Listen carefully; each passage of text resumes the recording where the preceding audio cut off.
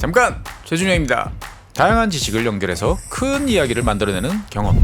어디서? 위즈덤 칼리지에서 함께 하시죠. 네이버에서 위즈덤 칼리지를 검색하세요. 좀 오해들이 있으신 것 같은데 네. 정프로님 한강 가신 거 절대 아닙니다. 지금 정프로님 한강 갔다는 걱정들이 댓글창에 지금 가득한데 저희가 오기 전에 그 연락 잘 되고 있고요. 네. 내일은 다시 또 만나실 수 있을 거니까 너무 걱정하지 않으셔도 될 것 같습니다. 알겠습니다. 그럼 이제 좀 박근영 부장님 한번 모셔봐야죠. 네, 박근영 부장, IBK의 박근영 부장님 모시겠습니다. 반갑습니다. 네, 안녕하세요. 안녕하세요. 네, 오늘도 시장이 많이 어려웠습니다. 어떠셨어요 오늘 하루? 되게 무기력한 또 하루가 된 것 같아요. 시장에서 오늘 이렇게 빠질 거라고 또 생각을 못 하셨던 분위기였기 때문에 시초가 분위기도 또 그렇게 썩 나쁘지는 않았거든요. 그렇죠. 어제 미국장도 그렇죠. 비교적 그냥 선방했었고. 네, 맞습니다. 그래서 다소 이제 좀 덜 빠질 거로 생각했던 게 이제 좀 많이 빠졌는데요. 시간대별로 조금 그 이유를 제가 좀 살펴보면 오늘 아침에 뉴스가 이제 이 증권사 담보 부족 계좌가 6배 늘었다는 기사가 이제 아침에 일찍 좀 나왔었어요. 그래서 13일 날 이후로 많이 늘었기 때문에 오늘 아침에 동시호가에 반대매매 매물이 나올 거다 이렇게 뉴스가 아침에 나왔는데 호가 부분에서 약간 그러니까 물론 동시호가 시작 전에 이제 호가라서 별 의미가 없는 거일 수도 있지만 꽤 많이 이제 지수가 빠지는 듯한 느낌을 주다가 이제 시작할 때는 그래도 별로 코스피가 안 빠져서 시작을 했습니다.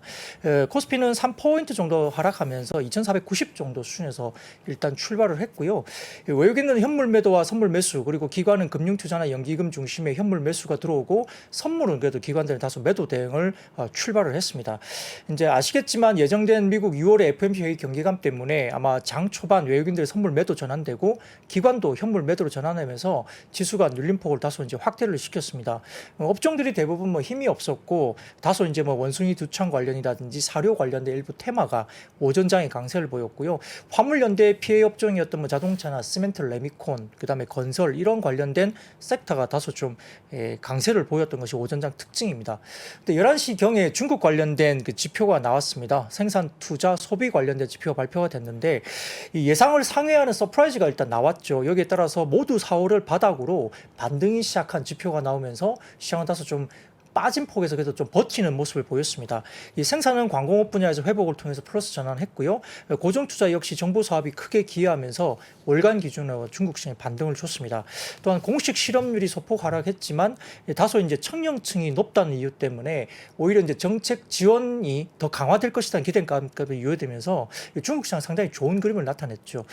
오전에 나온 일본의 기계수주 사이클도 글로벌 설비 투자의 사실은 대표적인 선행 지표로 이야기되는 부분인데 이 부분도 4월 핵심 기계류 수주가 전월비 10.8%나 급증하면서 예상 컨센이었던 1.5%를 큰 폭으로 상회하는 서프라이즈가 또 나왔습니다. 그래서 일본 시장도 상당히 이 부분 때문에 상대적으로 견조하게 나타났습니다.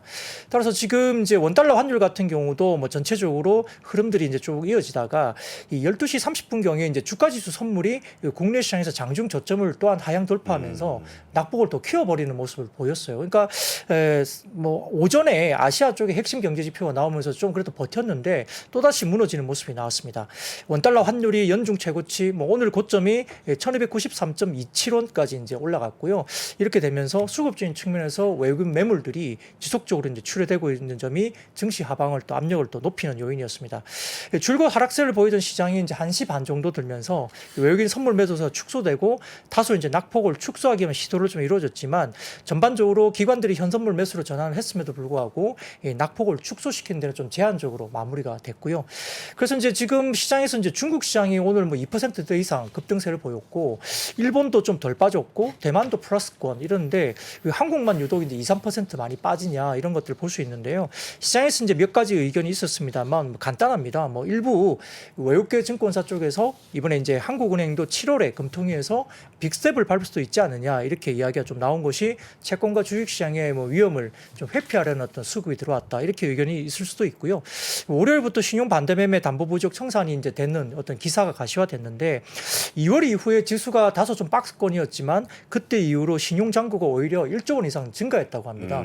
그러면서 이제 최근에 주가가 빠지면서 언론에 따르면 이제 6개 증권사 기준으로 삼성증권이나 한국투자증권, NH, 하나금융, 신한, 대신증권 기준만 보더라도 담보 부족 계좌 개수가 지난달 초에 2,911개에서 지난 13일, 5월 13일, 6월 13일이죠.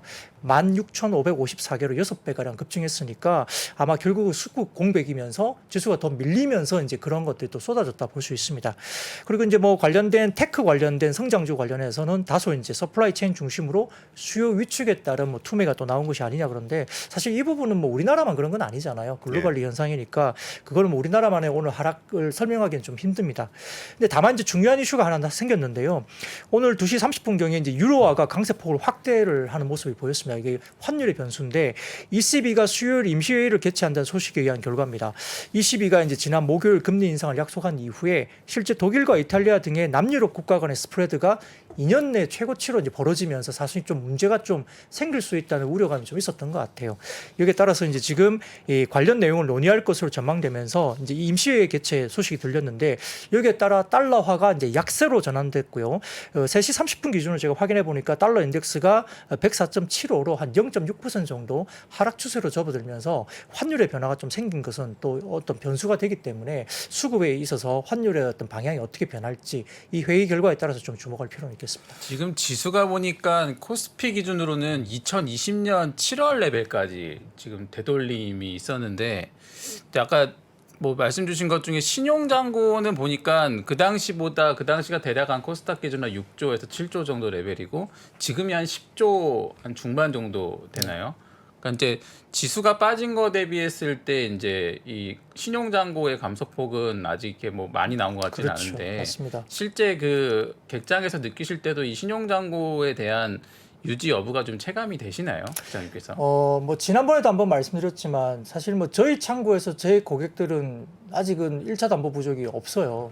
뭐 그건 뭐 모르겠습니다. 이제 창구마다 좀 차이가 그렇죠. 분명히 있을 수 차이가 있고요. 있으니까. 또 뭐 관리를 하거나 고객마다 어떤 그 특성이 좀 있기 때문에 뭐 현금 매매를 많이 하셨으면은 뭐 매매를 못 하더라도 그냥 물려 있는 수준에서 계실 수도 있고요.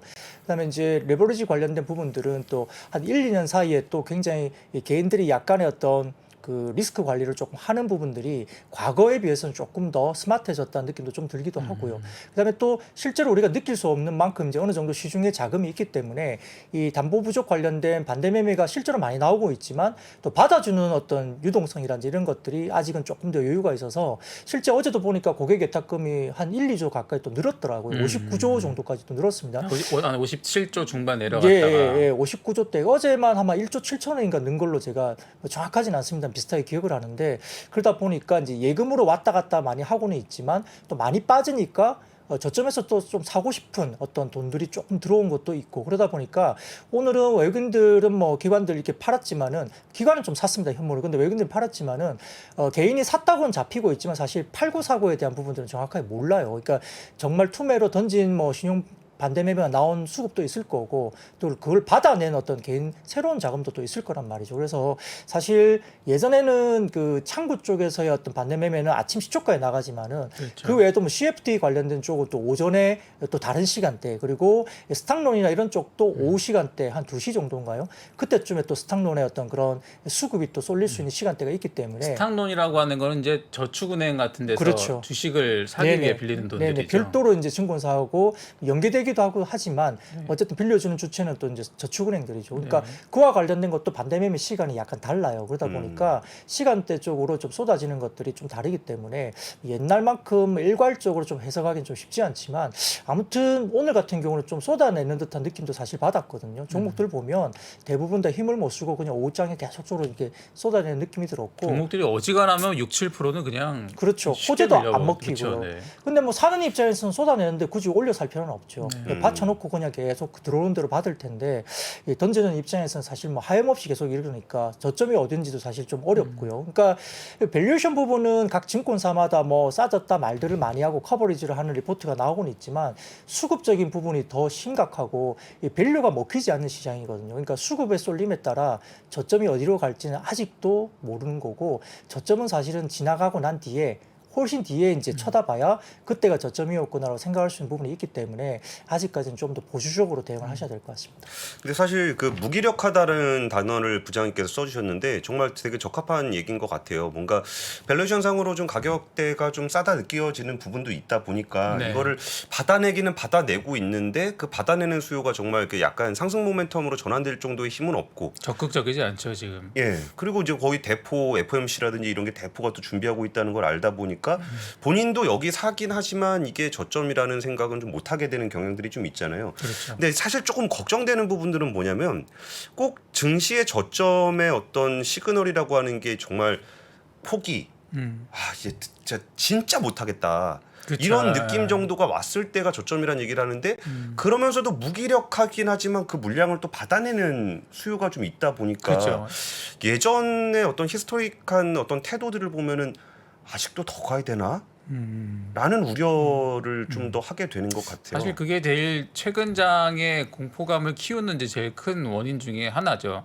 그 이제 아까 뉴스에서도 설명 주셨는데 또 올해장도 유독 힘들어하시는 게 사실 실물에서 나오는 실물 데이터들은 좋은 데이터들이 꽤 많잖아요. 맞아요. 네, 오늘도 맞습니다. 보니까 뭐 일본의 공작기계 데이터 같은 경우는 전 세계 투자 사이클을 가늠하는 거의 대표 지표 중에 하나인데 그렇죠. 캐펙스 투자이기 때문에 경기 지표로 굉장히 선행 지표로 그렇죠. 굉장히 중요하게 여기는 지표죠. 일본의 공작기계 수출이 많다는 얘기는 누군가가 그거를 그 캐펙스를 하기 위해서 발주를 줬다는 얘기인데 네, 맞습니다. 그 얘기는 어쨌든 투자가 원활하게 이루어지고 있다는 지표니까 보통은 경기가 좋아질 때 같이 좋아지는 지표들을 해석들을 하는데 네. 그게 어쨌든 그런 것들이 긍정적으로 작용을 계속 안 하고 있는 네, 시장인 맞습니다. 거죠. 뭐 지금 호재가 안 먹히는 시장이니까요.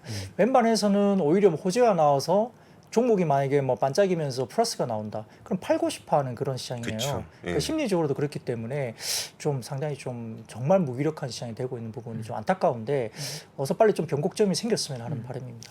아마 매수세가 약한 가장 큰 배경이 결국 이제 5, 6, 7월이 저희가 FOMC가 매달 이제 있는 달일 텐데 네. FOMC 지금 일정이 언제로 잡혀 있죠?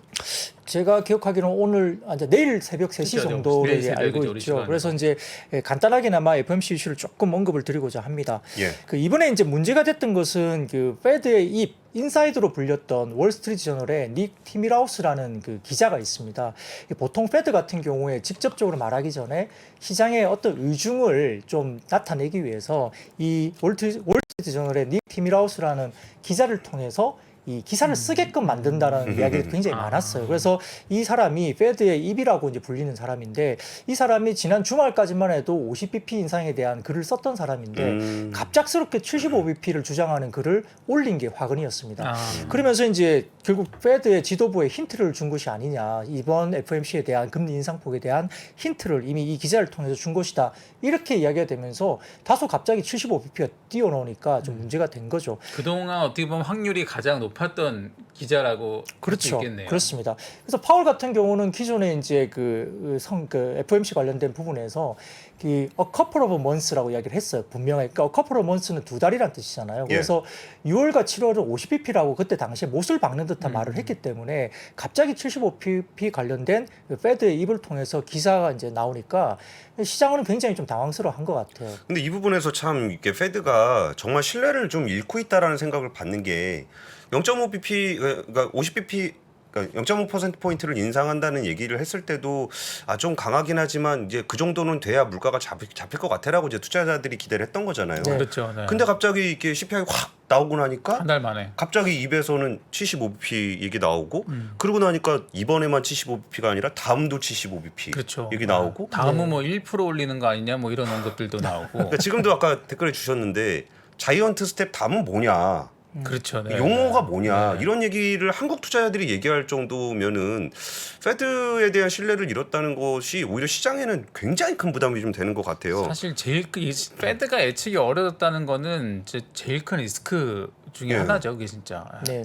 그래서 뭐 1% 올리는 게 뭐 어떻게 불리느냐 누가 이제 물어보시는 분들이 많던데요. 제가 다른 채널을 보니까 그 1% 올리는 걸 원빅이라 하더라고요. 아. 예, 예. 그 미국에서는 그걸 원빅이라고 이미 또 부른다고 용어들이 합니다. 준비가 돼 예, 있군요. 그렇다고 하더라고요. 근데 이제 아무튼 그 말씀하신 단어는 진짜 것처럼 안 들었으면 좋겠네요. 네. 진짜 개인적인 말로. 그렇습니다. 그래서 말씀하신 것처럼 이제 페드 와치 쪽에서는 6월에 75bp, 7월에 75bp, 그리고 8월은 없죠. 그리고 9월이 50bp 이렇게 와. 지금 페드와치에서는 추정을 하고 있고요.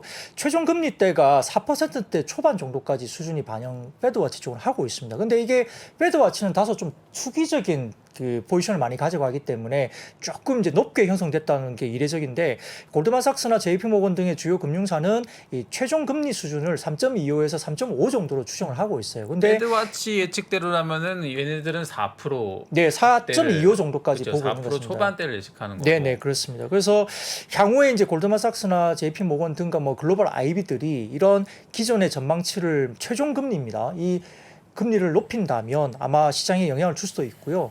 그리고 이제 골드만삭스의 프라임 브로커리지 데이터에 따르면 헤지 펀드들이 지난 금요일과 월요일 사이에 이틀 동안 역대급으로 역대 최고 빠른 속도로 주식을 팔아치웠다고 이제 나올 정도니까 그만큼 미국 시장에서도 급하게 이제 손절이 또 나오는 거죠. 그리고 전일 같은 경우도 뭐 여러 가지 최근에 보면 에너지주들도 이제 상당히 급락이 많이 나오니까 뭐 이것저것 다 던졌다 볼 수 있습니다. 근데 이제 JP 모건의 트레이딩 데스크 전망인데 이건 물론 JP 모건만의 의견입니다. 여러 창구들이 다른 의견을 가질 수 있는데 이번 FOMC에서 50bp 인상을 하게 되면 JP 모건의 입장에서는 시장이 부정적일 것이다. 그리고 최악의 시나리오가 될 거다. 그리고 75bp 인상을 하면 이게 베이직인데 주식은 수치가 나오면 처음에는 랠리를 좀 할 수 있을 것 같다. 그리고 100bp 인상을 하면 단기적으로는 증시에 부정적일 것 같지만 그런 시각은 채권 금리가 하락하면서 주 후반이면 사라질 가능성이 높다. 그러니까 오히려 지금 상황에서는 더 많이 올릴수록 좋다는 포지션을 어쨌든 이야기를 했습니다. 그리고 시장에서 말하는 페드 푸시 있잖아요. 그러니까 많이 빠지면 페드가 이제 좀 받칠 것이다. 근데 지금은 그런 단계는 아니죠. 그래서 기존의 지금 월가 매니저들의 어떤 기본적인 입장은 S&P 500 기준으로 3,700포인트 정도면 페드 푸시 올 거라고 나왔었는데 현재 그 추정치가 낮아지면서 S&P 500 기준으로 3,450포인트까지 내려가야만이 페드 푸시 들어올 거라고 추정을 하니까 이 저점이 점점 낮아지고 있는 모습들이 시장을 좀 어렵게 하는 모습입니다. 와, 이게 패드 푸시 예전에는 이렇게 월스트리트에 너무 깔려가는 거 아니냐라는 얘기가 나올 정도로 많이 받쳐주긴 했었는데 굉장히 시장 친화적이었죠. 예, 근데 지금은 패드 푸시의 문제가 아니라 물가를 못 잡으면은 미국 이제 중간선거가 또 있잖아요. 그러면 그렇죠. 네. 정무적인 압력도 굉장히 강하기 때문에 오히려 지금은 지수보다 물가가 훨씬 더 중요하게 페드의 의견에 영향을 좀 미치는 것 같아요. 그러면 물가 안 올리는 제일 좋은 방법은 우리가 안 사야 되는데 수요를 이제 억제하는 방법이 이제 제일 어떻게 보면 안 좋게 잡는 방법이 될 텐데. 그렇죠. 예. 그리고 그 부분에서 정말 그 월가가 기존의 어떤 사고 방식, 기존의 어떤 루틴, 뭐 기존의 어떤 봤던 지표들을 가지고 예상을 하면 그게 페드가 그렇게 해다가 신뢰를 좀 잃은 게 아닌가 싶기도 해요. 그러니까 맞습니다. JP모건에서 뭐 100bp 얘기하는 게 다들 투자자들이 그 생각하잖아요. 그러니까 폭락 와도 좋은데 좀 하고 가자. 그렇죠. 네. 그냥 찌끔찌끔 하지 네. 말고 아예 그냥 폭락해버리면은 저가 매수 들어갈 테니까. 그러니까 지금 아까 그 무기력하다라는 표현이 너무 적절한 거 같아요. 계속 두드려 맞으면서 내려오니까 맞습니다. 참 그렇다고 사실 100bp 맞으면 아프긴. 아프죠. 100bp 맞으면 네, 네. 진짜 엄청 쇼크죠 진짜 사실. 아까 부장님 그 전해주신 내용 중에 이제 골드만삭스의 프라임 브로커리지 데이터 언급 주셨는데, 이제 이 프라임 브로커리지라는 데가 결국 헤지펀드한테 여러 가지 이제 서비스들을 제공하는 그렇죠. 데도 있지 예, 않습니까? 시장에 대한 포캐스팅을 주면서 대차 이제 정보도 대차 네. 물량도 구해준 그리고 쪽들이고. 좀 뭐 매매에 대한 뭐 여러 가지 뭐 노티스를 주면서 리포팅을 하는 쪽이죠. 그러니까 실제 트레이딩 관련된 뭐 어나운스를 한다고 보시면 될 것 같아요. 근데 그쪽에서도 그렇게 나올 정도니까 아무튼 뭐 지금은 75bp 가는 게 시장은 좀 더 편안해질 수 있다는 느낌까지 받을 정도이고 뭐 시장에서의 어떤 그런 가능성도 거의 뭐 90% 후반 정도까지 올라와 있으니까 75bp 정도가 좀 정말 가는 거 아니냐 이렇게 바라봐야 되는데 근데 중요한 건 이제 그러면 시장이 무너질 거냐 부분이잖아요. 그러니까 뭐 그렇죠. 아까 말씀하셨던 것처럼 인플레가 너무 심하면 수요가 파괴되니까 그럼 침체로 갈 수도 있는데 이게 상당히 좀 이렇게 편안하게 약간 울퉁불퉁 하더라도 그래도 연착륙으로 좀 갈 수 있는 방향이냐 아니면은 이게 정말로 이제 뭐 경착륙 가면서 침체까지 오느냐의 부분을 볼 수 있는데 이 시장에서 저는 개인적으로 봤을 때는 이 하이힐드 스프레드, 그러니까 하이힐드 채권의 스프레드 정도를 좀 중요시 봐야 된다 싶어요. 그러니까 이 부분 좀 여쭤보고 싶었는데 네네. 저는 이제 아무래도 실물산업 쪽 취재를 네. 하는 기자다 보니까 네네. 이게 금융시장의 문제는 어쨌든 금융시장에서 해결이 됐으면 좋겠는데 네. 이게 결국은 이제 지금 말씀을 여쭤보려고 싶었던 게 정크본드 금리였어요. 맞아요. 그러니까 네, 한계 맞습니다. 기업들이 무너지면은 네. 사실 시장의 어떤 수급과 무관하게 펀더멘탈하게 기업이 망해버리는 거니까. 네. 그러면 지금 그 정크 쪽의 분위기가 어떤지 좀 여쭤보고 싶었습니다. 네, 그게 결국 이제 시스템 리스크로 가는 도입인데요. 그게까지 가면 정말 심각해지는 거거든요. 그래서 약간의 경기가 조금 뭐 약간 뭐 식는다 그럴까요? 그게 식는다 하더라도 기간이 오래 안 걸리면 그건 괜찮아요. 근데 이제 말씀하셨던 정크펀드 뭐 소위 말하는 이 하이힐드 펀드 쪽에 시스템적인 리스크가 생기면 이거는 시장이 정말 무너지는 수 있기 때문에 그걸 좀 봤습니다. 그래서 이 현재 정크펀드 금리가 이제 지금 8.4%까지 전일 기준으로 치솟은 걸로 보이는데요. 8.4%. 표를 한번 보여주시면 제가 가져왔는데 진짜 오랜만에 들어보는 예, 수치죠. 예. 네. 정말 정크본드 관련된 금리가 어마어마하게 치솟았습니다. 그래서 이 표를 도식을 보시면은 2019년, 20년 넘어갈 때 2020년 초에 치솟았던 이 관련된 쪽은 거의 대부분이 이제 그 코로나가 사태가 터지면서 이제 본도 이렇게 그쵸. 치솟은 거고요. 지금 그때 이후로 본다면 최근에 8.4%까지 치솟았죠. 그래서 이제 지금 이 한계 기업들의 롤오버 리스크가 부각되면 결국은 시스템 리스크가 올 수 있는데 이거에 대한 현재 상황은 어떠냐 물어보시면 과거의 경험을 보면은 지금 일드 커브 역전, 그러니까 이게 뭐 장단기 금리차가 역전되고 하이힐드 스프레드가 6%를 넘어가면 완벽하게 여지없이 이제 경기 침체가 왔다는 경험을 갖고 있습니다. 근데 현재 그러면 이 하이힐드 스프레드가 어느 정도냐? 그 지금 아까 말씀드렸던 본드 금리가 이제 8.4% 올라갔는데 지금 어제 기준으로 봤을 때는 지금 스프레드가 4.8% 정도 돼요. 이게 정상 채권이 금리가 같이 올라오니까 그렇죠. 아직 하이 스프레드 예. 많이 안 벌어진 거죠. 예, 안 벌어진 거죠. 그래서 아직까지는 시스템 리스크까지 간 건 아니고요. 거기까지 걱정할 단계는 아니다라는 보는 거고, 뭐 4~5% 정도까지 벌어질 수도 있다고 보고요. 과거에 뭐 금융위기 때는 10% 이상 벌어졌던 상황이기 때문에 아무튼 아직까지는 시스템 리스크를 지금 언급하기에는 좀 이르다는 어떤 그런 부분이고요. 정크본드의 절대 금리는 8% 이상으로 올라갔지만 네네. 정상적인 채권들과의 스프레드 벌어지는 거는 아직 과거에 봤었던 위기 그렇죠. 때 수준까지는 아니다. 이런 네네. 내용이네요. 그런 상황이고요. 근데 좀 더 불안한 거는 사실 코로나 때는 이렇게 정크본드 금리가 올라갔을 때 그럼 페드가 돈을 좀 풀어서 대응을 해줄 거다라는 네. 기대가 있는 건데 그렇죠. 지금 이렇게 올라갔을 때 페드가 이거 보고서 좀 금리를 조정한다? 그런 기대 자체가 없으니까 더 불안감이 좀 큰 것 같아요. 맞습니다. 쉽지 않죠. 근데 이제 문제는 이제 그 본드들의 만기 도래도 굉장히 적다는 게 그래도 위안이에요. 왜냐하면 미국의 올해 정크펀드 만기 도래 금액이 173억 달러, 그리고 2024년까지 만기 도래 금액이 전체 7%에 불과하다고 합니다. 그 2008년 당시, 그때 당시에는 미국 정크본드 시장의 18%가 이 3년 이에 만기 도래 예정이기 때문에 그때는 망가졌던 거죠. 그 은행들의 그 유동성 비율도 당시에는 4%에 불과했는데 지금 같은 경우는 25%로 충분한 버퍼가 있는 점에서는 시스템 리스크를 논하기엔 좀 이르다는 거고요. 그래서 결국은 지금 이제 중요한 것은 페드 쪽의 발표 이후에 향후 점도표가 상당히 중요하고요.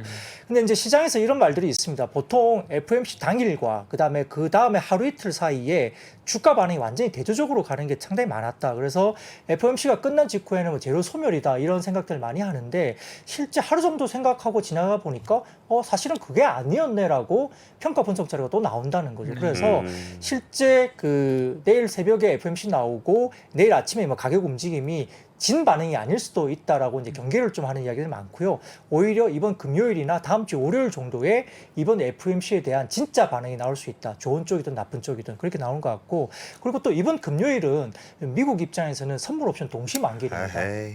좋지 않죠. 변동성이 커질 수 있는 날이기 때문에 정말 이벤트가 그래서 어마어마한 게 많이 변동성이 벌어졌네요. 지금 금요일까지 어마어마하게 나와 있어서 진바닥 부분은 제가 보기에는 다음 주 월요일 정도의 반응을 좀 보시는 게 맞지 않을까 건프로님이 싶습니다. 어마어마한 생일 주간을 보내시겠네요. 근데 저는 사실 호재 좋아해서 또 제가 취재한 내용 잠깐 말씀드리면은 네.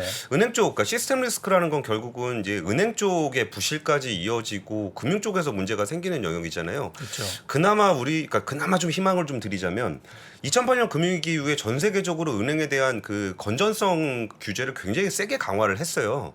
그러다 보니까 뭔가 위험이 생겼을 때 지금 은행을 감독하는 입장에서 봤을 때는 생각보다 그렇게 위험 수준이 아니라는 평가들을 많이 하시더라고요.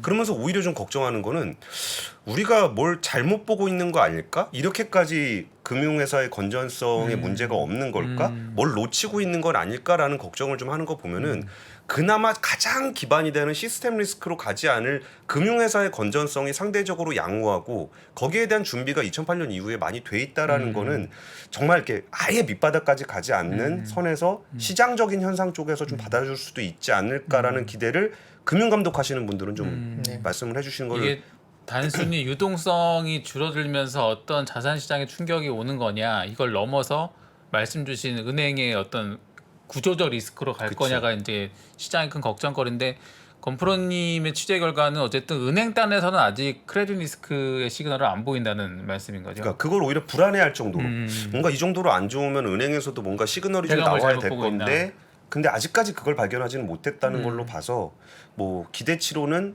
아직까지는 시장적인 현상에서 그쳐주기를 저는 기원합니다. 네. 예. 미국에서 그 셰일 기업들에 대한 뭐 세금 얘기가 나오는 것 같던데 어떤 내용인가요? 네, 뭐 유가를 잡기 위해서 뭐 안간힘을 쓰고 있고요. 지금 이제 셰일 기업에 대한 추가 세금 정책을 고려하고 있다 여기 나오는데 이게 유가를 사실 중요한 변수로 작용하기 때문에 그런 네. 거죠. 지금 이 엑스모빌이 신보다 돈을 더 많이 번다라고 바이든 대통령이 공격을 했습니다. 그래서 갑자기 이게 화살을 자국 기업에게 돌리기 이 시작하더라고요. 바이든 대통령은 엑스모빌에도 화살을 돌리고요. 네. 그다음에 파월 의장도 불러갖고 교장 선생님이 뭐 학생 야단 치듯이 뭐 너 책임이야. 우리는 충분히 너한테 권한을 줬어. 이런 듯한 이야기를 계속하면서 계속 이제 어떤 책임을 떠넘기는 듯한 모습을 보이는데 이 현재 연료 가격들이 40내 최고치를 이제 뭐 기록하면서 돈을 많이 벌었죠. 그래서 이 로이터 통신에 따르면은 올해 1분기에 주주환원 금액이 신규 원유 생산에 투자되었다면 그러니까 이런 기업들이 엑스모빌과 같은 기업들이 이 주주환원 금액이 신규 원유 생산에 투자가 되었다면 일간 한 50만 배럴 정도가 증산할 수 있는 돈이라고 합니다. 그래서 이 올해 미국 원유 생산량이 연초부터 일간 한 10만에서 20만 배럴 정도가 증산된 것에 불과하기 때문에 이 금액은 꽤 큰 규모예요. 그러니까 이런 회사들이 돈을 벌어서 자사주를 사거나 아니면은 뭐 그냥 배당을 하거나 이런 쪽으로 돌리고 신규 투자를 거의 안 했다고 이제 공격을 하는 거죠. 그래서 이제 유가 부분들이 상당히 이 부분에서 어떻게 이런 그 관련된 엑스모빌과 같은 셰일 기업이나 원유 관련된 기업들이 어떻게 반응할지가 좀 변수일 것 같고 결국은 7월 달에 이제 뭐 그 사우디를 가서 어느 정도의 증산 합의를 정말 이끌어내고 오느냐의 문제인데 지금 현재 사우디하고 아랍에미레이트 정도만 이제 증산이 가능하죠. 근데 두 나라가 합쳐도 300만 배럴이 안 될 거예요. 추가 증산하는 여력이. 그러니까 이 부분들이 시장에 빨리 어쨌든 원유를 유가를 잡을 수 있는 환경이 어떻게 될지는 아직은 조금 더 급하게 원유가 빠질 거다 보기에는 조금 어려운 국면이라 결국은 수요가 조금 꺾이고 유가가 이런 부분 전방위적으로 뭔가 증산이 이루어지는 게 이루어져야만이 유가 부분을 좀 꺾을 수 있지 않을까 싶습니다. 수프로님 저는 네. 지금 요새 시장 보면은 참 걱정스러운 게 네. 수요를 대응하는 거는 이제 금융시장에서 뭐 금리를 낮춘다거나 금리를 올린다거나 대응이 될 건데 그렇죠. 이 공급의 문제까지 우리가 신경을 쓰려면 금융시장만 봐야 되는 게 아니라 산업으로 가야죠. 그건. 바이든 대통령이 가서 빈살만을 어떻게 설득할 것인지도 네. 봐야 되고 그리고 슬슬 이제 우크라이나를 향해서도 전쟁 슬슬 이제 좀 그만 좀 하자라는 분위기를 좀 내게 되고 그러니까 뉴스가 이제 금융시장 뉴스뿐만이 아니라 국제 정치적인 뉴스도 봐야 되고 바이든 대통령이 러시아에 대한 태도를 어떻게 봐야 되는지도 어렵고 그러니까 너무 봐야 되는 뉴스가 많아지다 보니까 그렇죠. 안 그래도 빠져서 힘든데 맞습니다. 너무 신경 쓸 네. 변수도 많아지는 것 같아서 과거 시장하고의 차이는 좀 어때요? 이렇게 뉴스가 복잡하기도 했었어요? 그러니까 이제 과거 뉴스는 늘 혼란이 있을 때 늘 복잡한데 사실 지금 시장이 좀 제일 당황하는 포인트는 우리가 어떻게 보면 이제 인플레이션이라는 게 이제 경제학 교과서에서 사실 지난 15년간 존재했던 용어들이 이제 실물단에 등장을 해버린 거잖아요. 근데 이제 보통 우리가 생각하는 인플레이션은 이제 수요가 많이 경기가 좋을 때 수요가 좀 과하게 창출돼서 제품의 가격이 올라가는 게 그쵸. 통상적으로 알고 있는 인플레이션인데 그래서 이제 보통 중앙은행이나 정부들도 수요를 통제를 좀 시키면 물가가 좀 떨어지는 쪽으로 갔었거든요. 예. 근데 지금 우리가 지금 맞닥뜨리고 있는 인플레이션이 처음에는 수요 초과로 시작을 했다가 이제 말씀 지적 주신 대로 공급망 따는 이슈가 되다 보니까 사실 정부나 연방준비은행에서 대응할 수 없는 영역이죠. 여기가 뭐 페드가 뭐 파월이 가서 유가를 생산할 수 있는 능력 있는 사람도 아니고 뭐 그렇다고 뭐 바이든이 기름을 켤 수 없는 노릇이니. 그러니까 아까 그 부장님 주신 기사도 사실 좀 되게 보면서 답답한 게 사실 지금 셰일 기업들한테 생산을 더 하면은 세금 혜택을 줄게 뭐 이렇게 해도 지금 그렇죠. 생산을 더 할까 말까인데 예. 사실 우리가 경험적으로 돈 많이 버는 기업들에게 세금 때린다고 하면은 거기서 생산량을 줄였지 신난다고 더 생산하는 케이스는 별로 없었잖아요. 그렇죠. 예전에 한국에서 유가가 묘하다. 그렇죠. 네. 라고 얘기를 하시면서 100원 낮췄더니 그 다음 날 유가가 100원 더 올라가는 그러니까요. 그런 일들도 네. 있었죠. 그런 면에선 사실 지금 나오고 있는 대응들이 이제 수요 쪽을 계속 어떤가 통제하려는 노력들은 나오는데 사실 공급을 개선하는 쪽에서는 뾰족한 대안들이 아직 안 나오고 있는 상황이라서 그럼요. 예. 정말 그 7월 달에 어떻게 됐든 사우디에 가서 좀 관계 회복이 되는 게 지금으로서 상당히 급선무가 되고 있는 거 아닌가 싶습니다. 그렇죠. 뭐 베네수엘라도 사실은 매장량으로 보면 뭐 글로벌 1위잖아요. 그렇죠. 근데 뭐 시설이나 사람이 없어서 못 하니까 뭐 그쪽도 좀 풀어야 될 것 같고 유가 부분은 어떻게든 간에 좀 빨리 잡아야만 이 사태가 좀 안정을 찾지 않을까 싶은데요. 바이든 대통령 하는 걸 보면 썩 그렇게 믿음은 가지 않는. 그러니까 이란도 달래다가 지금 네. 나가리라는 표현 좀 그렇지만 이란을도 달래다가 좀 다시 돌아왔고 네네. 뭐 다른 베네수엘라도 달래보려다가 지금 성과가 없고 네. 자꾸 이렇게 달래보려다가 탓하고 달래보려다가 탓하고 하는 게 좀 반복되다 보니까 공급망단에서 상당히 답답한 상황이 네. 좀 이어지고 있는 것 같습니다. 예전에는 내 주가 좀 버텨달라고 패드에다가 기도를 했었는데 네, 지금은 전 세계 모든 사람이 함께 기도를 그렇죠. 해야 네, 되는 상황이라 네. 참 어느 신이 그 얘기를 들어줄까? 알라 신이 그러니까요. 들어줄지 하느님이 들어줄지 부처님이 유가의 들어줄지. 신이 들어야 되지 않을까. 네. 알겠습니다. 오늘 그 매크로 얘기들 쭉 해주셨는데 그 섹터들 쪽에서는 네. 어떤 흐름들이 있었는지 한번 뭐 짚어볼까요? 그래도 이제 우리가 이럴 때일수록 좀 정신 차리고 이제 뭔가 이슈가 있는 쪽은 또 들여봐야 되고요. 네. 많이 빠진 이후에 만약에 시장이 반전이 되면 내가 가지고 있는 포트폴리오를 다시 리밸런싱을 해야 되는 시기가 올 수 있습니다. 그렇기 때문에 이런 때에서도 조금 긴장을 하시고 좀 이렇게 보셔야 될 것 같은데요.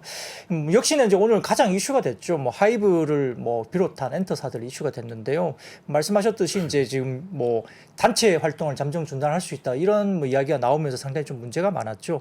하이브 같은 경우는 뭐 BTS가 물론 아주 독점적인 어떤 그런 이슈가 있지만 플레디스나 뭐 이카타 홀딩스 등 다양한 레이블을 인수하면서 다각화를 시도를 했습니다만 아직까지도 BTS가 절대적이기 때문에 이게 이제 상당히 충격파를 줬습니다. 거기다가 지금 뭐 BTS 멤버들의 지분 매각 보도까지 이제 약간 예. 오전에 나오면서 이게 뭐 악재로 이제 굉장히 좀 크게 작용하는 어떤 센티적인 면도 있었죠. 그래서 전반적으로 지금 올해 이제 하반기 공연 매출에 대한 하향 조정이 불가피할 걸로 이제 시장에서는 다 보고 있는 것 같습니다. 그래서 지금 아마 이제 BTS가 6월 신보 발매 이후에 하반기 월드 투어를 둘 것으로 시장을 봤던 것 같아요. 근데 일단 전일 이런 이야기가 나오면서 단체 활동이 당분간 힘들다 이렇게 확인되니까 올해 이제 하반기 실적 조정 하향이 되는데 시장에서 이제 정확한 규모는 알 수 없지만 러프하게 본다면 방탄소년단이 하반기에 단체 투어를 안 한다고 가정했을 때 기존 연간 추정치 대비해서 매출은 약 러프하게 25% 감소 그리고 영업이익은 약 33% 정도가 감소가 추정된다는 리포트가 하나 나왔습니다. 그래서 지금 대부분의 시장 애널 추정에는 네. 하반기에 이제 월드소가 이제 잡혀 있는 그렇죠. 예, 예. 근데 뭐 이거는 이제 뭐 한쪽의 이야기이기 때문에 물론 확인은 돼야 되고요. 뭐 추정치가 달라질 수 있습니다만 아무튼 큰 폭의 이제 하향 조정이 될 수도 있다는 가능성을 열어둔 거죠.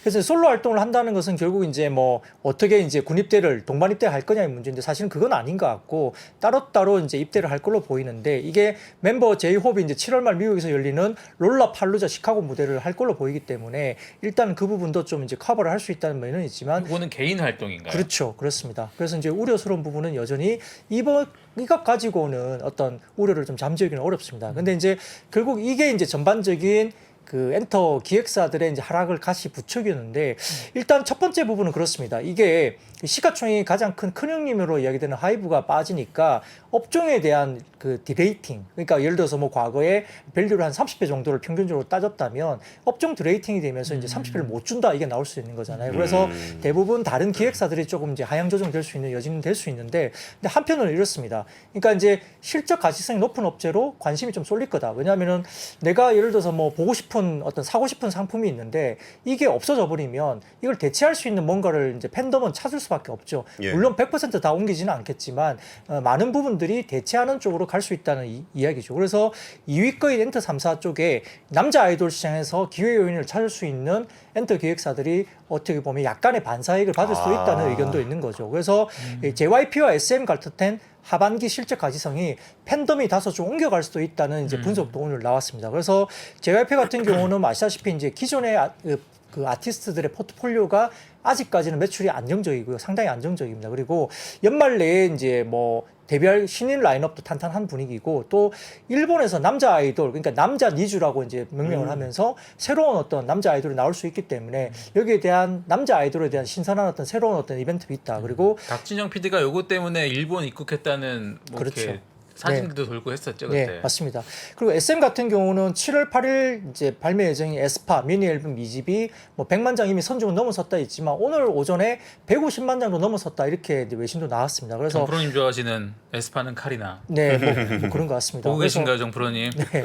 그래서 그 부분 때문에 이제 좀 이제 팬덤이 이제 일단 에스파 쪽에서 터졌다는 거고요. 두 번째로는 7월에 슈퍼주니어 정규 11집 발매 그리고 8월에 SM타운 라이브 2022 통해서 일본에서 이제 다수의 SM 멤버들이 이제 공연도 예정되어 있어서 매출단이 탄탄하다. 그리고 NCT 같은 경우도 미국과 일본 유닛 데뷔를 위한 오디션을 또 진행할 거기 때문에 NCT도 상당히 강하거든요. 최근에 뭐 그렇죠. 스트레이키즈도 그렇고 NCT도 굉장히 팬덤이 강해요. 그래서 약간의 그런 어떤 BTS를 대체하는 보이 그룹들이 약간의 반사수혜를 받을 수 있다 이런 면에서 좀 오늘 거의 덜 빠졌어요. 시장에서 보면 SM과 그다음에 JYP는 덜 빠졌고요. 장중에 플러스까지 나오기도 했습니다. 근데 반면 YG엔터는 좀 급락을 했거든요. 같이. 그게 왜냐하면 블랙핑크 의존도가 너무 높기 때문에 이 부분에서 이제 하이브하고 약간 같은 이유로 조정을 좀 받았고요. 다만 이제 하반기 블랙핑크의 뭐 앨범 판매나 뭐 공연 매출 관련된 부분들의 가치성이 어떻게 나올 거냐에 따라 주가 수준의 회복 여부는 거기에 달렸다 이렇게 분석될 수 있습니다. 블랙핑크는 일단 군대는 확실히 안 갈 거니까. 그렇기도 하고 근데 이제 그렇죠. 그 군대 못 가지. 네. 전체 이제 그 활동이 약간 좀 뜸해요. 자꾸 지연되기도 하고 단 뭐 개별적인 활동은 되게 많은데 개인 광고 활동은 굉장히 활발한 것 네, 같은데 네, 네, 예. 그룹 활동은 생각보다 좀 많이 지연되고 조금 지연되고 있는 것 있고 같아요. 더디고 이러다 보니까 여러 가지 부분에서 조금은 이 너무 많은 비중을 또 차지하고 있다는 점에서 좀 우려를 하는 것 같습니다. 제가 뭐 갑자기 뭐 제 예고 네. 비슷하게 좀 갑자기 생각이 났는데 네. 제가 최근 그러니까 지금 이렇게 섭외하고 있는 분들이 계신데 아, 네. 일단 한 분은 지금 얘기하셨던 BTS 지분 매도 얘기 있었잖아요. 물론 네네. BTS는 주주는 아니까 그건 네. 아닌데 그럼 BTS를 섭외하신 건가요? BTS를 원래 올라 그랬는데 네네. 거의 올 너무 뻔했는데. 힘들다. 아, 네네. 지금 내가 아닌 것 같다 그런 얘기를 해서 제가 마음이 짠해서 네. 그럼 더 연락 안 드리겠다 이렇게 됐고 네. 그러니까 대주주가 주식을 매도하는 거 주요 주주가 주식을 매도하는 것이 시장에 주는 충격이 커요. 그렇죠. 네. 그래서 대주주가 주요 주주가 주식을 매도할 때 사전에 공시를 하도록 하는 제도가 준비되고 있어요. 아, 제도 자체가 좀 변경되는 거네요. 네, 그래서 그거 관련한 얘기들을 좀 해주실 분을 좀 섭외를 하나 하고 있고 네. 사실 누리호가 잘 될 줄 알고 네. 그러면 이제 우주항공 산업에 대해서 우리가 좀 이해를 높이기 위해서 음. 하나와 에어로스페이스 그쵸. 쪽에서 좀 우주항공 산업의 어떤 미래라든지 현재 상황에 대한 걸 짚어서 제가 프로그램을 하나 만들어 보려고 아, 기승- 그것도 괜찮네요. 네, 네. 기승전 뭐 제 아직 시작도 네. 런칭도 않은 프로그램 홍보를 잠깐 했습니다. 그러구나. 부디 그 누리호는 이제 무사히 발사돼서 예. 그 건프로님의 첫 아이템으로 대박 나시길 기원하겠습니다. 그러니까 누리호 잘 안 되면 그분들 안 나오실 건데 좀 뻘쭘하죠 아무래도 네. 나오기가. 네. 그런 게 좀 걱정되긴 하네요.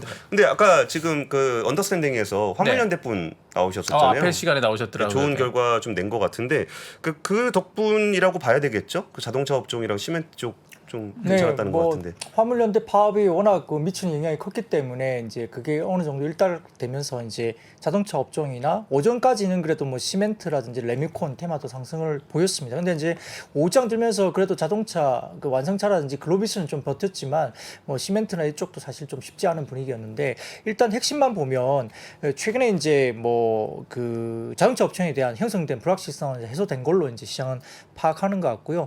다올투자증권에 따르면 이제 자동차 업종에 대한 모멘텀 이제 오늘 이제 코멘트가 하나 나와서 제가 좀 가져왔는데 그 추정치 기준 완성차 밸류에이션은 현대차가 5.2배 PER 그리고 기아가 PER 5.8배 수준까지 때문에 역사적 저평가 구간까지 그러네요. 이미 떨어져 있다. 그러니까 뭐 그거는 이 자동차 섹터뿐만 아니라 다른 섹터도 그럴 것 같아요. 근데 이제 실적 트랙에 대한 뭐 주가 반등세는 좀 실적을 보자 이슈인데요.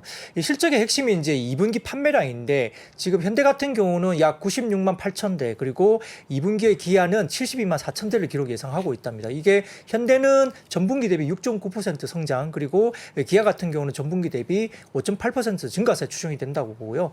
6월에 이제 양사 글로벌 판매량은 현대가 이제 33만 5천 대, 그리고 기아는 25만 대 기대하면서 최근에 이제 화물연대 파업 영향은 양사가 각각, 현대는 뭐 각각 해서 5천 대 내외이기 때문에 전체 총 판매량에 미치는 영향은 거의 없다, 이렇게 보는 것 같고요. 그래서 이제 미국의 인센티브 비용이 또 최근에 급감세를 보이고 있어서 실적은 굉장히 좋을 것이다, 이게 나온 것 같습니다. 그래서 현대 기아의 평균 올해 2분기 인센티브 비용은 전분기 대비 약 30% 이상 빠지고 있는 수준으로 보이기 때문에 실적 가시성이 상당히 높다고 이야기되는데요. 그래서 이제 미국의 인센티브 관련된 비용을 이제 다울투자증권에서 이제 표로 도식화한 게 있어서 한번 가져와 봤습니다. 그래서 표를 좀 띄워주시면 그 올해 1분기 평균적으로 현대, 기아의 이제 각각 인센티브는 현대는 1분기에 약 950달러, 그리고 기아가 1261달러. 이게 뭐냐면은 팔았을 때 이제 그 판매자들, 브로커 관련된 부분에서 이제 대리점에 이제 주는 어떤 그런 인센티브겠죠. 이게 2분기 이후로 급감세인데요. 5월 기준으로 본다면은 현대 같은 경우는 704달러, 그리고 기아가 619달러까지 떨어지면서 굉장히 많이 떨어진 게 보입니다. 그래서 전 분기 대비 기준으로 본다면 현대는 22%나 떨어지고 있고 기아는 48%나 떨어지고 있어서 최근 들어서 가장 뭐 가파르게 낙폭이 되고 있죠. 그러면 인센티브 이렇게 빠지면은 판매되는 족족 이게 이제 이익 스프레드가 벌어지니까 2분기 실적단은 상당히 좋아지는 그림이라 뭐 밸류에이션 부분을 봤을 때는 좀 커버리지를 해야 되지 않느냐, 뭐 이런 이슈로 이제 리포트가 나왔는데요. 이제 뭐 모든 업종들이 지금 이제 뭐 밴드 하단까지 빠져 있다, 다 똑같은 말입니다만 어쨌든 자동차만 놓고 보면 이런 리포트가 분석 자료가 오늘 나왔었습니다. 저 인센티브라는 게 원래 차값이 정해져 있고 거기에 이제 할인이 들어간다는 네, 거잖아요. 그렇죠. 예. 근데 할인 폭이 줄어들었다는 얘기니까 차가 그만큼 제값받고 잘 팔리고 있다. 네. 그러니까 그게 결국은 이제 피해 상승 효과를 누리고 있는 거네요. 네, 자동차 그렇죠. 업종이. 그렇죠. 그러니까 작년 같은 경우에도 사실은 뭐 현대 기아차 보면 실적은 좋았어요. 근데 예. 이제 물량은 적게 팔아도 가격이 높으니까 이제 매출이나 이익단이 잘 나왔는데, 그러니까 부품단은 자동차 부품단은 부러졌죠. 왜냐하면 그쵸. 물량이 이제 줄었기 때문에 부품사는 실적에 영향을 받을 수밖에 없기 때문에 부러졌는데, 아무튼 올해 같은 경우에 물량까지 늘어나면 뭐 완성차는 좀 기대한 부분들이 그런 부분이고, 그래서 올해부터 이제 병목 현상이 조금 완화되면서 부품단도 좀 회복되지 않느냐, 이런 쪽에 기대가 참 많았습니다만, 뭐 현재 뭐 시장은 어쨌든 뭐 그런 것보다는 수급의 영향으로도 무너지는 시장 때문에 좀 주가 다소 빠져 있으니까, 그럼에도 불구하고 펀더멘탈리 보면 자동차 업종은 좀 좋아지는 그림으로 간다, 이렇게 분석 자료가 나온 것 같습니다. 제가 차종 얘기 조금 들어봤을 때는 조금 인상적이었던 얘기가 그 얘기하더라고요. 이렇게 차를 많이 생산하지 못해도 경영을 어떻게 해야 되는지에 대해서 조금 적응을 했다. 경영 자체. 예, 그러니까 실적을 어떻게 방어를 해야 되며 차를 어떻게 비싸게 팔아서 이익을 어떻게 방어할 건지에 대해서는 어느 정도 좀 준비가 돼 있는 것 같다라는 얘기를 하는데, 뭐 그러니까 기업에서 아쉬워하는 부분들은 그런 거죠. 뭐 그 부분은 자기들도 어느 정도 준비는 됐는데, 그렇게 하더라도 시장에서는 아직 걱정하기 때문에. 그렇죠. 네. 그러니까 아까 오늘 자꾸 박 부장님 말씀하신 거 자꾸 인용하게 되는데 네. 무기력하다. 무기력하다. 그러니까 그렇죠. 자기들은 네. 어떻게 준비를 해서 충분히 이익을 낼 수 있게끔 좀 경영을 많이 바꿔놨는데, 그렇죠. 그 부분에 대해서 시장의 평가는 굉장히 박하기 때문에. 체질 개선을 해놨는데 평가받기에는 시장 상황이 너무 박하다 보니까 그렇죠. 이게 잘해도 반영이 안 되고 못하면은 엄청나게 우려하고, 이게 반복이 되는 상황이 사실 경영진 입장에서도 힘들겠네요. 예, 그런 것 같습니다. 그러면은 현대차 자동차 얘기했으니까 그거와 함께 관심 다음 받는. 섹터는 또 뭐 있을까요? 네, 뭐 2차 전지 관련된 이슈가 또 나와서 좀 준비를 해봤는데요. 오늘 저 오전에 2차 전지가 좀 유독 강했어요. 그렇죠? 괜찮았죠. 뭐 네. 에코프로 BM이라든지 뭐 LNF나 뭐 이런 종목들 상당히 주가가 굉장히 강했다가 뭐 오후장에 역시나 이제 힘을 못 쓰긴 했지만 그래도 강세 요인이 이제 뉴스가 있었습니다. 그 미국의 전기차 보조금 관련된 부분에서 그린 부양안의 포함 가능성이 높아졌다, 이렇게 분석이 나왔는데, 이 전일 포드하고 GM, 스텔란티스, 그리고 약간 뜬금없이 이제 뭐 도요타 이런 뭐 그 회사까지 나서서 공동 성명을 발표했다고 합니다. 이게 전기차 보조금 수령 제한을 풀어달라는 내용으로 알려져 있는데, 예. 이 현재는 업체별 20만 대까지 이제 받을 수 있잖아요, 보조금을. 이거를 바이든 대통령은 20만 대 캡을 또 없애고 실제 이제 최대 12,500달러까지 세액 공제를 주는 걸 계속 계획을 하고 있는 입장이었습니다. 근데 이를 이제 조맨친 의원이 막고 있는 걸로 알려져 있죠. 결국은 이제 그 명분은 뭐 안 줘도 잘 팔리는데 왜 이제 뭐 이런 인센티브 지원금을 주냐 뭐 이런 논리로 이제 계속 막고 있었던 거죠. 그래서 굳이 돈을 쓰냐 이제 그렇죠. 여기다가. 그래서 이제 이런 부분에 대해서 이 도요타가 이제 여기에 대해서 포드와 GM과 스텔란티스가 같이 공동 성명을 내면서 뭔가 이야기를 하고 있는 것은 다소 이제 도요타가 약간 로비를 한 게 아니냐 이런 이야기가 돌고 있는데 사실은 조 맨친이 이제 웨스트 버지니아 상원 의원이고 도요타가 그 지역에 공장을 갖고 있기 때문에 도요타와 조 맨친 의원의 약간의 어떤 뭐 미략이 있는 것이 아니냐 뭐 서로의 의견 교환이 있은 거 아니냐 뭐 이런 이야기가 돌고 있습니다. 그래서 이 도요타는 노조가 없기 때문에 12,500달러에 달하는 미국 노조 전기차 공장에서 생산된 자동차에 주는 어떤 그런 여러 가지 인센티브를 사실은 뭐 못 받아들이는 거죠. 그런 부분 때문에 상당히 어려웠는데요. 일단 그랬던 도요타가 우선은 업체별 20만 대에 대한 캡을 없애는 쪽으로 전략을 좀 수정한 것 같다. 그래서 이 부분이 결국은 조민춘 의원과 사전 교감을 가지고 좀 진행한 것이 아니냐 이렇게 이야기가 돌았습니다. 그래서 사실 이제 8월 초쯤에 예정되어 있는 바이든의 어떤 그 그린 부양안에 사실상 확정된 클린 에너지 이외에도 클린카 그러니까 전기차를 포함한 어떤 지원도 포함될 가능성이 높다라고 이야기가 되면서 사실 일부 이제 이 전기차 섹터의 소재주가 아침에 강했죠. 근데 오후에 들면서 일부 언론에 따르면 영국 정부가 그 전기자동차 보급 확대를 위해서 10년 넘게 진행됐던 보조금이 있었죠. 이게 중단할 것으로 알려졌습니다. 오후장에 나온 이야기인데요. 영국 교통부가 이제 신규 전기차에 대한 보조금 계획을 14일 현지 시간 종료한다고 발표했고요.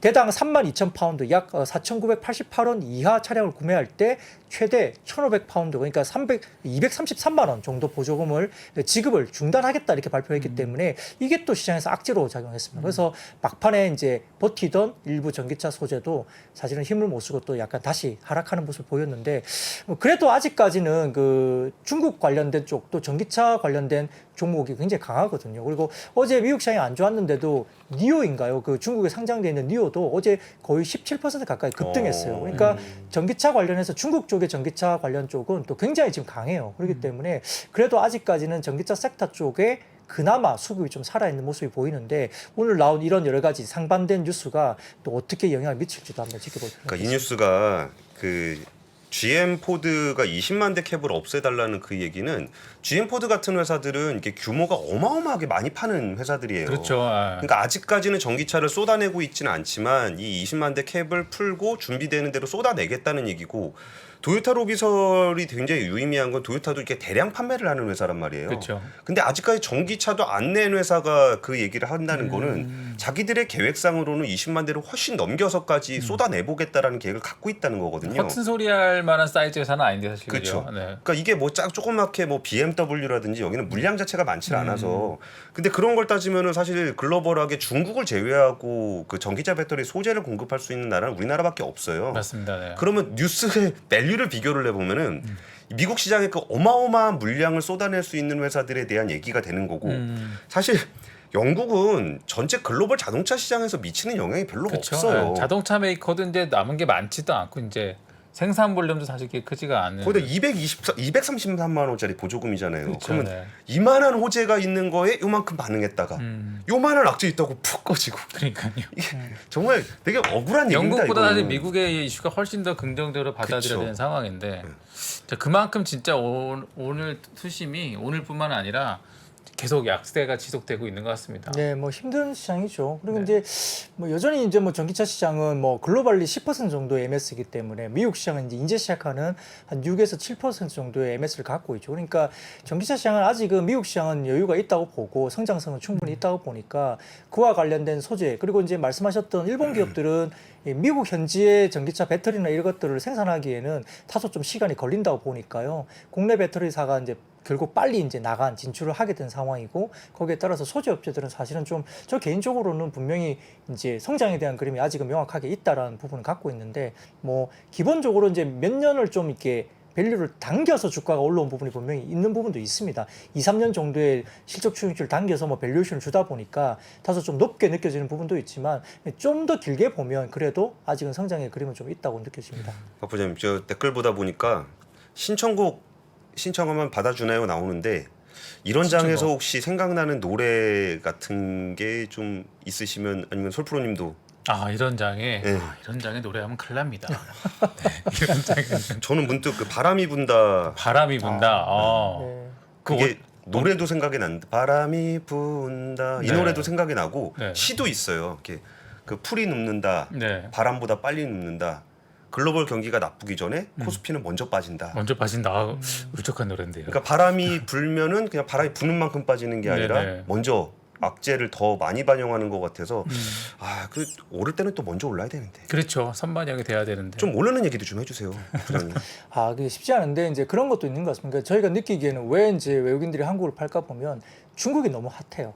그러니까 외국인 그렇죠. 입장에서는 아시아 시장을 봤을 때 현재 물론 이제 중국이 너무 많이 빠졌었죠. 근데 최근의 반등은 글로벌리 유독 뭐 중국만 돈을 풀고 금리 내리고 뭐 완전 정책적으로 이렇게 뭔가 뭐 경기를 부양하기 위한 뭐 아주 드라이브를 걸고 있는 상황이기 때문에 이 해외 외국인 입장에서 보면 중국만큼 이제 매력적인 시장이 없는 거예요. 그러니까 이제 한국을 사기가 좀 애매할 수도 있어요. 그러면 한국 비중을 좀 뭐 줄인지는 모르겠지만 굳이 살 이유는 없는 상황이고 중국 쪽으로 돈이 들어가는데 또 중국은 보면 오늘도 오르긴 했지만 중국 내에서 기관의 어떤 역할도 굉장히 크게 나타납니다. 그 기관이 오늘도 중국 시장에서 로컬에서 기관들도 많이 샀고요. 그러면서 외국인도 같이 들어오면서 중국 시장이 좋았어요. 그러니까 어떤 기관의 어떤 그런 수급의 흐름도 중국 내부에서는 굉장히 강력하게 어떤 수급적인 긍정적인 요인을 하고 있다는 부분에서는 저희가 좀 아쉬운 부분은 분명히 있는 것 같습니다.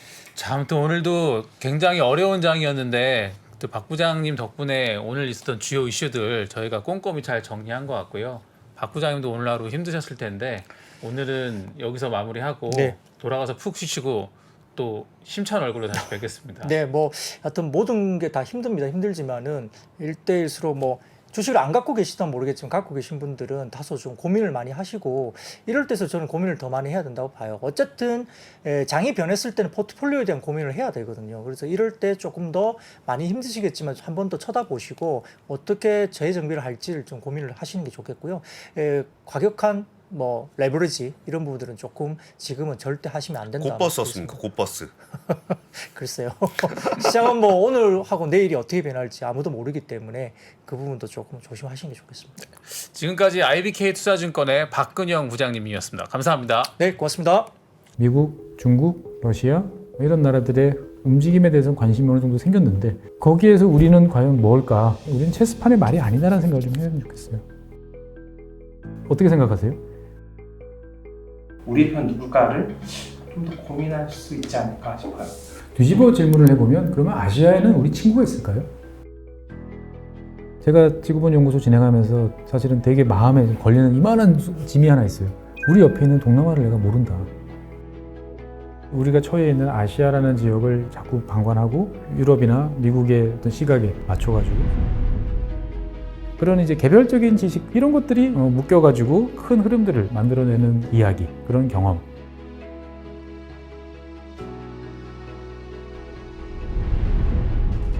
작고 잡다한 지식이라도 그것들을 절대 무시하지 말라. 나는 그건 되게 긍정적이고 그런 지식들을 연결해서 말 그대로 위즈덤이잖아요.